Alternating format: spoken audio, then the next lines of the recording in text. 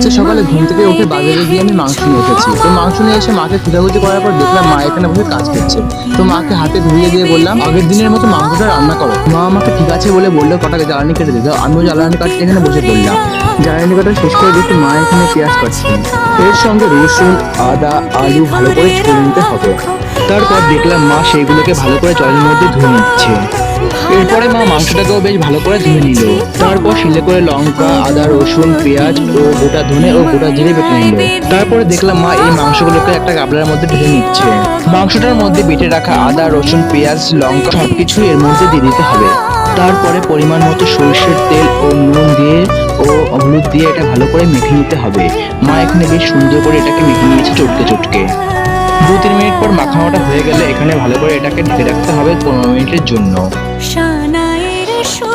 এরপরে উনুনের ভিতর জ্বালানি দিয়ে কড়াইটাকে বসিয়ে নিয়ে আগুন ধরিয়ে দিল উনুনের মধ্যে।